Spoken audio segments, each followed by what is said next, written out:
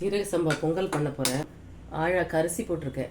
அரிசியில் முக்கால் ஆழாக்கு பருப்பு, சிறுபருப்பு போட்டிருக்கேன். அதை கழுவி 3 முறை கழுவிட்டு வாஷ் பண்ணியாச்சு. அதுக்கு தேவையான அளவு 3 டம்ளர் தண்ணி ஊற்றிக்கிறேன்.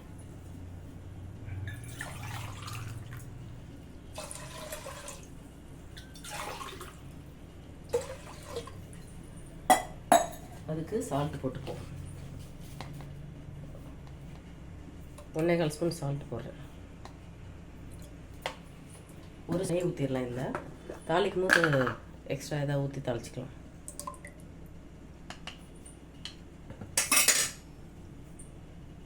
இது ஒரு நிமிஷம் கிளறிட்டு அப்படியே குக்கரில் தான் பண்ணுறேன் இன்றைக்கி. மூடிடுவோம். ஒரு 4 ப்ரெஷர் வந்த உடனே ஆஃப் வெயிட்டை போட்டு ஆஃப் பண்ணிடலாம்.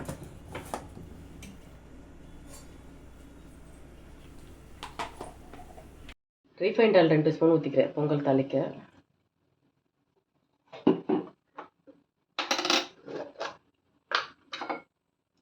நெய் ஒரு 4 ஸ்பூனு.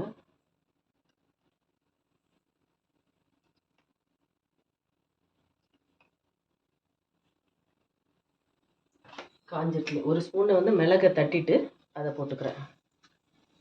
சீரகம் 1 ஸ்பூனு. பெருங்காயம் கொஞ்சம் போட்டுக்கிறேன்.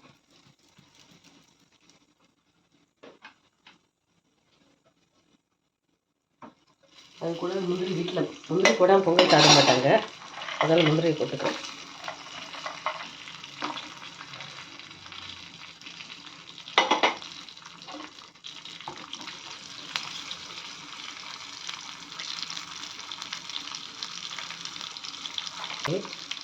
இப்போ கறிவேப்பிலை போட்டுப்போம்.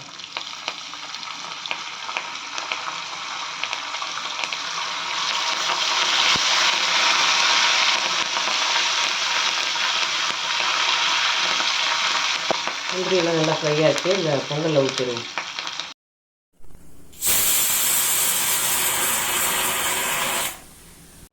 பொங்கல் வெந்துருச்சு. இதை தாளித்ததை வந்து அதில் கூட சேர்த்துருவோம்.